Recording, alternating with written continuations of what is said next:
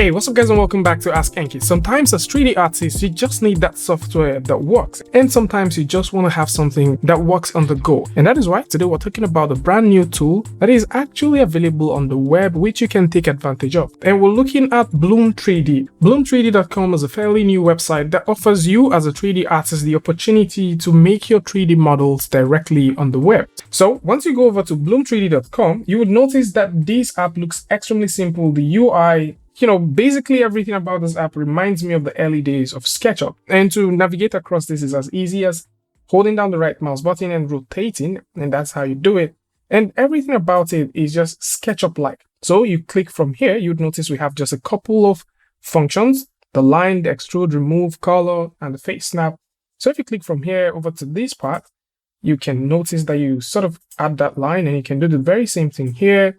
And once you click on the extrude, you can extrude several parts. And for those who like to zoom in and zoom out, if you hold down Control on the keyboard, you can zoom in by rolling the middle mouse button in and out. You can zoom in, and of course you can zoom out. So with this here, you can do a couple more things. So we can go ahead and just add one line from here over to this part, click on the extrude, and extrude this all the way to this part. And because we have the snapping turned on, you would notice it snaps. Now, sometimes you would also notice that you do have all of these open faces because, once it snaps here, it has to complement what it has.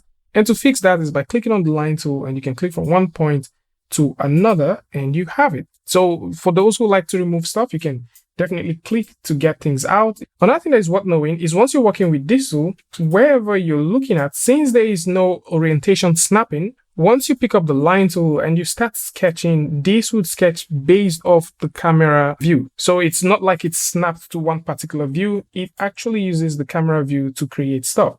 So in certain cases, let's say you're looking at stuff from a perspective view like this and you start drawing, you would notice that it just goes haphazard. And I'm just going to lock this one in and rotate. And of course, you can see what we have. But then if you want to remove stuff, you can click on the remove tool, and you can remove a couple of things like that. If you like to also extrude whatever you've done, you can click and extrude that, and you can start building some very impressive stuff. Let's say we like to build some more stuff like this. You can go in, click, and drop, and click, and drop, and there you have it.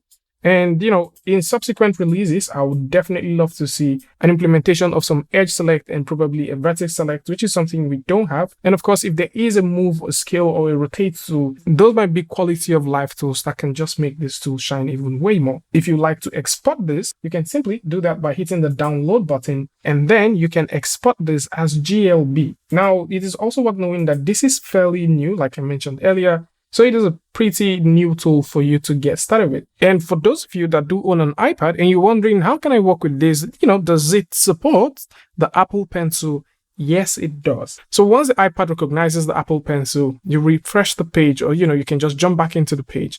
This is love made in heaven. So contrary to working with the Apple Pencil, if you don't own one, you can simply turn on the touch control to orbit across the model, do all of the zooming in and zooming out, and you can take advantage of all of the menus that you can see on the browser and do some fun stuff.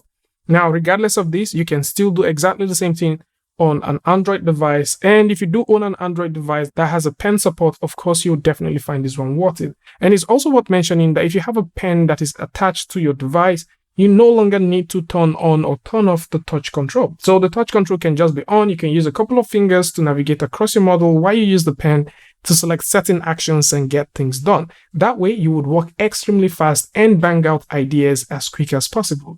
Is this tool very addictive? Yes, it is. It is an extremely cute, little, addictive, fun tool to work with. And as much as I love this tool, there's just a lot of things that I'd like to see in subsequent releases. Like the bridge, the bevel, the insert, working with basic geometric components like vertices, edges, and faces.